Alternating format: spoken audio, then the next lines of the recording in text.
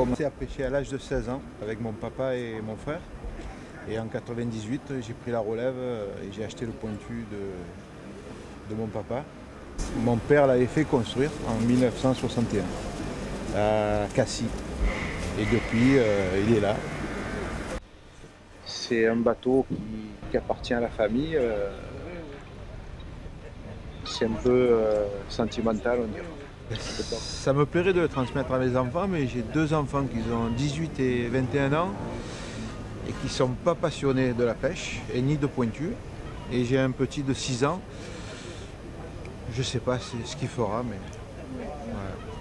Pour le moment, il est trop petit pour savoir s'il veut faire le pêcheur ou pas. Pourquoi les pointus s'appellent pointus? J'allais dire, le vrai nom, le nom scientifique, c'est la barquette marseillaise, parce qu'elles ont été produites dès l'origine à Marseille. Il y en avait à peu près partout sur la côte.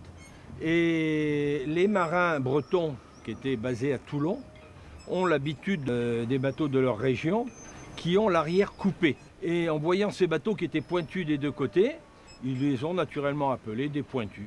À l'origine, c'était des petits bateaux de pêche. Alors, les pêcheurs, eux, sont partis pêcher de plus en plus loin, avec des équipements de plus en plus sophistiqués. Alors les pointus, ils sont partis à l'abandon et nous essayons de les sauver.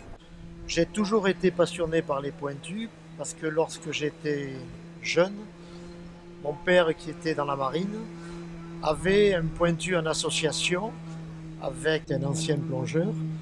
Et je me souviens, quand j'avais 5-6 ans, je les voyais sortir le pointu au port du Mourillon, le repeindre, l'entretenir. Et lorsque j'ai eu l'occasion d'acheter un pointu, je me suis encore plus investi pour les pointus.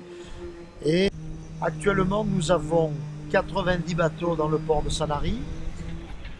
Nous en avons 110 au total avec des bateaux qui sont à l'extérieur.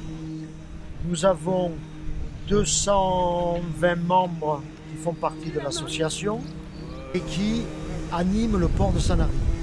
Si vous enlevez les pointus du port de Sanary, le port de Sanary perd son âme.